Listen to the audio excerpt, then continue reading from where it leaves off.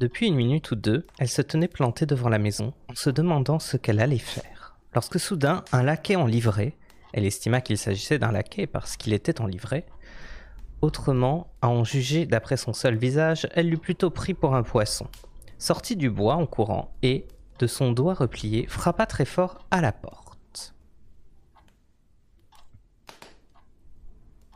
Celle-ci fut ouverte par un autre laquais en livrée, pourvu d'un visage rond et de gros yeux de grenouille. Et des deux laquais, Alice le remarqua, avait le crâne couvert d'une chevelure poudrée et bouclée. Elle avait grande envie de savoir ce qu'il se passait, et elle se glissa hors du bois pour écouter. Le laquais poisson commença par tirer de dessous son bras une immense lettre missive, presque aussi grande que lui-même. Puis il tendit celle-ci à son collègue en disant d'un ton solennel: Pour la duchesse, invitation de la part de la reine à une partie de croquet. Le laquais grenouille répéta la formule du même ton solennel en la modifiant un peu et dit: de la part de la reine, pour la duchesse, invitation à une partie de croquet. Puis ils s'inclinèrent tous deux très bas et leurs boucles s'entremêlèrent.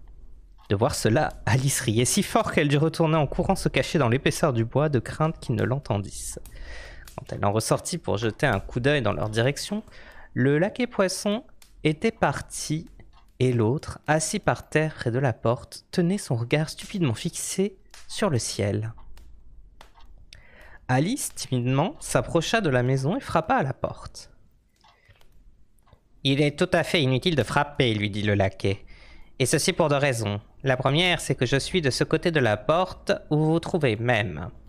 La seconde, c'est que l'on fait tant de bruit là-dedans que personne ne pourrait vous y entendre. » Et sans nul doute, on faisait à l'intérieur de la maison le vacarme le plus extraordinaire qui se puisse imaginer.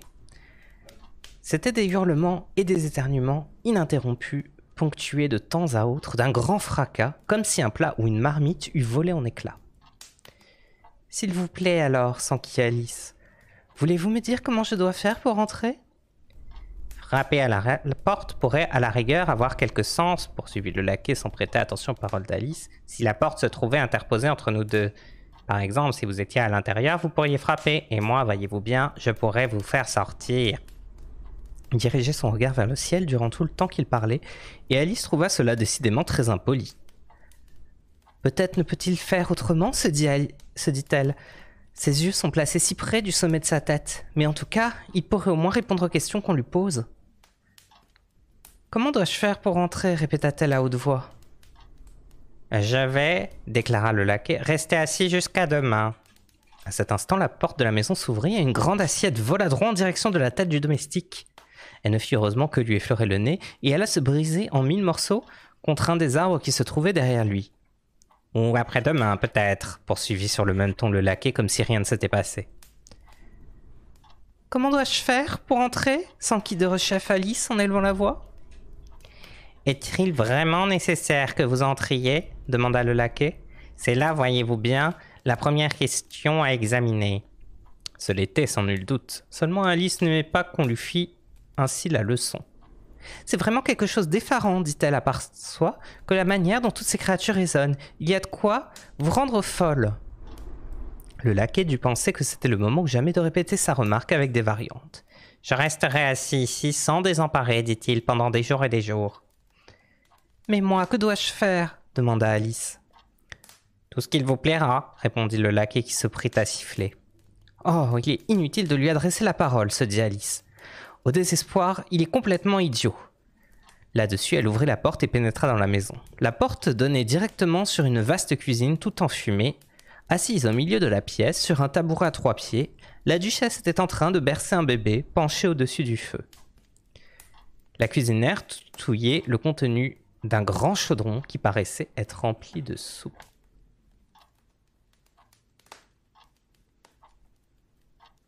« Il y a certes trop de poivre dans cette soupe, se dit Alice, dans la mesure où les éternuements lui en laissaient le loisir. Il y en avait certes beaucoup trop aussi dans l'air. La duchesse elle-même éternuait de temps à autre. Le bébé éternuait et hurlait alternativement sans aucune interruption. Les seuls occupants de la cuisine qui n'éternuassent pas, c'était la cuisinière et un gros chat allongé devant l'âtre et qui souriait jusqu'aux oreilles.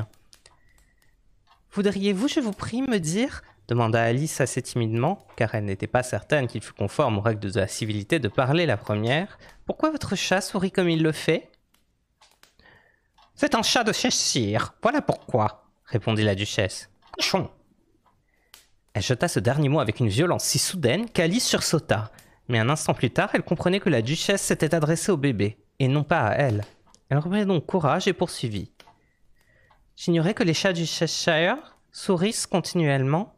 Je voyais les chats ennemis des rires et des souris, à vrai dire, mais je ne les savais pas capables de sourire.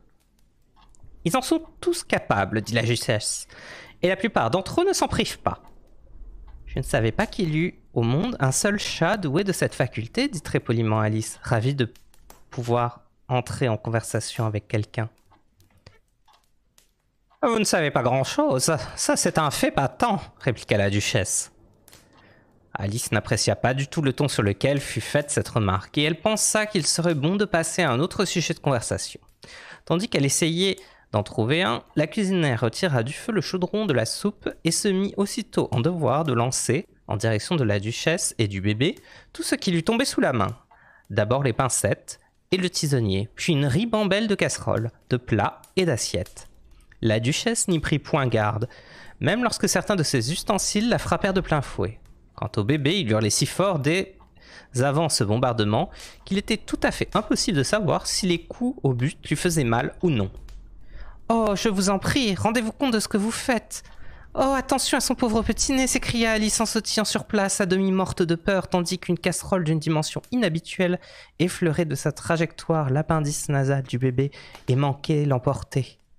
« Si chacun s'occupait de ses propres affaires, dit dans un grognement rauque la duchesse, le monde tournerait bien plus vite qu'il ne le fait actuellement. » Le bel avantage que cela serait, repartit Alice, enchantée de saisir l'occasion de montrer un peu de son savoir. Pensez seulement au désordre qu'entraînerait tous ces jours et toutes ces nuits supplémentaires. Vous savez en effet qu'il faut à la terre 24 heures pour H. À propos de H, dit la duchesse, tranchez-lui donc la tête. Alice tourna vers la cuisinière un regard assez inquiet, en se demandant si elle allait prendre l'ordre au pied de la lettre. Mais la cuisinière s'affairait à touiller la soupe et n'avait pas l'air d'écouter. Alice se hasarda donc à poursuivre. Achever sa révolution autour du soleil, 24 heures, je crois bien, à moins que ce soit 12, Oh, dit la duchesse. Ne venez pas me casser la tête, j'ai toujours eu horreur des chiffres. Et là-dessus, elle se remit à dorloter son enfant, tout en lui chantant une sorte de berceuse et en le secouant violemment à la fin de chaque vers. Soyez ferme avec votre petit garnement et battez-le bien fort sitôt qu'il éternue. S'il le fait sans nul doute, et oui, c'est simplement parce qu'il sait que ce bruit-là vous exténue. Chœur avec la participation de la cuisinière et du bébé. Oh, oh, oh, oh, oh, oh. Tandis que la duchesse chantait la seconde strophe, elle ne cessa pas de lancer le bébé en l'air et de le rattraper au vol. Le pauvre petit être hurlait de si bon cœur qu'Alice eut quelque peine à saisir les paroles de la chanson. Moi je suis ferme avec mon petit garnement, et je le bats bien fort, sinon il éternue, car s'il veut, il sait supporter bravement le poivre que dans ses narines j'insinue. Ho, ho, ho, ho, ho. Tenez, vous pouvez le bercer un peu si ça vous fait plaisir, dit la duchesse à Alice en lui jetant le bébé à la volée. Il faut que j'aille m'apprêter en vue de ma partie de croquet avec la reine. Et elle sortit précipitamment de la pièce. La cuisinière lança dans sa direction une poêle à frire qui la manqua de justesse. Alice saisit le bébé, non sans difficulté, car c'était un petit être bizarrement conformé qui allongeait bras et jambes dans tous les sens, tout comme une étoile de mer, pensa Alice.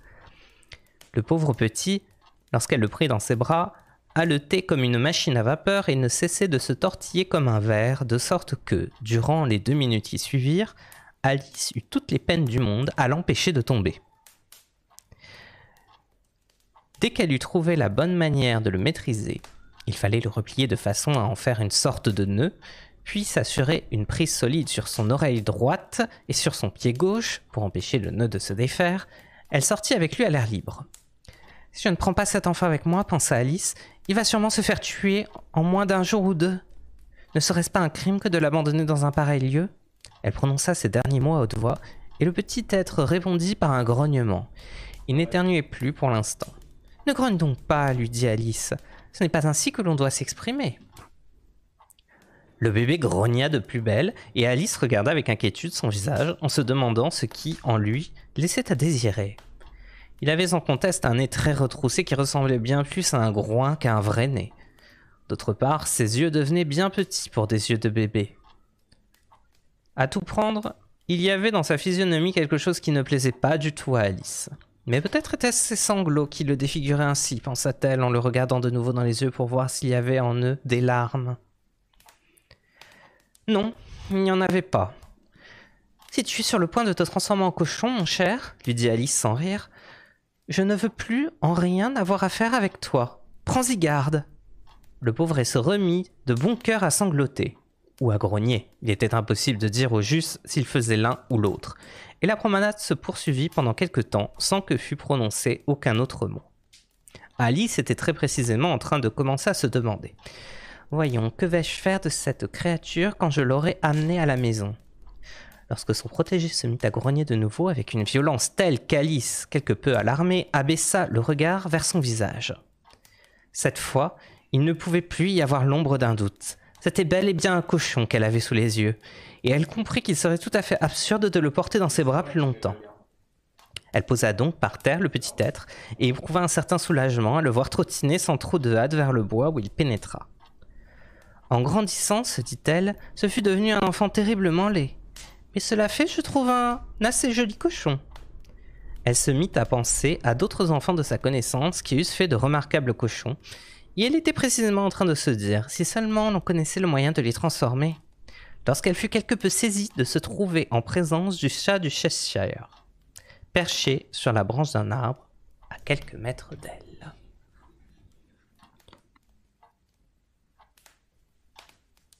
En voyant Alice, le chat ne fit rien que sourire. Il avait l'air, estima-t-elle, d'avoir un caractère charmant.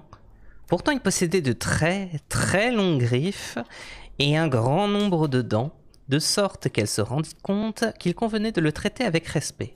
« Minet du Cheshire » commença-t-elle avec quelques appréhensions articulées, ne sachant pas du tout si le nom lui plairait. Mais le sourire du chat s'élargit ostensiblement. « Allons, il est jusqu'à présent satisfait, pensa Alice, qui s'est poursuivie. Voudriez-vous, je vous prie, me dire quel chemin je dois prendre pour m'en aller d'ici ? Cela dépend en grande partie du lieu où vous voulez vous rendre, répondit le chat. Je ne me soucie pas trop du lieu, dit Alice. En ce cas, peu importe quel chemin vous prendrez, déclara le chat. Pourvu que j'arrive quelque part, ajouta en matière d'explication Alice. Oh, dit le chat, vous pouvez être certain d'y arriver pourvu seulement que vous marchiez assez longtemps. Alice dut admettre que c'était là une évidence incontestable. Elle s'aventura donc à poser une autre question. Quelle sorte de gens vais-je rencontrer en ces parages ? Dans cette direction-ci, répondit le chat en faisant un vague geste de la patte droite, habite un chapelier, et dans cette direction-là, ajouta-t-il en faisant le même geste de son autre patte, habite un lièvre de Mars. Vous pouvez, selon votre préférence, aller voir l'un ou l'autre. Ils sont fous tous les deux. Mais je n'ai nulle envie d'aller chez les fous, fit remarquer Alice. Oh, vous ne sauriez faire autrement, dit le chat. Ici, tout le monde est fou. Je suis fou et vous êtes folle. Comment savez-vous que je suis folle ? Demanda Alice. Il faut croire, répondit le chat, que vous l'êtes, sinon vous ne seriez pas venu ici. Alice estima que ce n'était pas là une preuve suffisante, néanmoins elle poursuivit. Et comment savez-vous que vous êtes fou ? Commençons, dit le chat, par le commencement. Les chiens ne sont pas fous, vous l'admettez. Apparemment, répondit Alice. Eh bien alors, poursuivit le chat, vous remarquerez que les chiens grondent quand ils sont en colère et remuent la queue quand ils sont contents. Or moi, je gronde quand je suis content et je remue la queue quand je suis en colère. Donc, je suis fou. J'appelle cela ronronner et non pas gronder, objecta Alice. Appelez ça comme il vous plaira, dit le chat. J'aurai vos croquets aujourd'hui chez la reine ? J'en serais ravie, répondit Alice, mais jusqu'à présent je n'y ai pas été invitée. Vous m'y verrez, dit le chat, et il disparut. Alice n'en fut pas outre mesure surprise, car elle commençait à s'habituer à voir se produire les événements les plus bizarres. Comme elle regardait l'endroit où le chat s'était tout à l'heure montré, il réapparut soudain. « À propos, dit-il, qu'est devenu le bébé? J'allais oublier de vous le demander. » Il s'est changé en cochon, répondit Alice avec le plus grand sang-froid, et comme si la réapparition du chat eût été chose toute naturelle. « Je m'en doutais, fit le chat en disparaissant de rechef. Alice demeura quelques instants aux aguets, s'attendant presque à le voir réapparaître. Mais il n'en fit rien, et au bout d'1 ou 2 minutes, elle dirigea ses pas vers le lieu où on lui avait dit qu'elle trouverait le lièvre de Mars. « Des chapeliers, se dit-elle, j'en ai déjà vu. Le lièvre de Mars sera le plus intéressant des deux, et comme on est en mai, peut-être ne sera-t-il pas fou furieux. Ou du moins, peut-être ne sera-t-il pas tout à fait aussi fou qu'il l'était en mars. » Ce disant, elle leva les yeux vers les arbres, et voilà que le chat, perché sur une branche, s'y trouvait de nouveau. « Avez-vous dit cochon ou pochon ?» demanda le chat. « J'ai dit cochon, » répondit Alice, « et j'aimerais que vous cessiez un peu d'apparaître et de disparaître d'une manière si soudaine. Vous me donnez le tournis. »« Entendu, » dit le chat, et cette fois, il s'effaça très lentement, en commençant par le bout de la queue et en finissant par le sourire qui persista quelque temps après que le reste de l'animal eut disparu.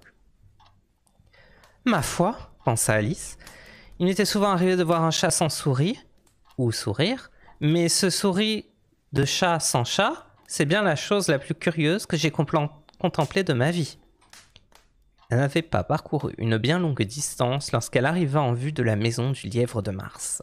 Elle pensa que ça devait être la maison qu'elle cherchait parce que ses cheminées figuraient une paire d'oreilles et que son toit était tapissé de fourrure.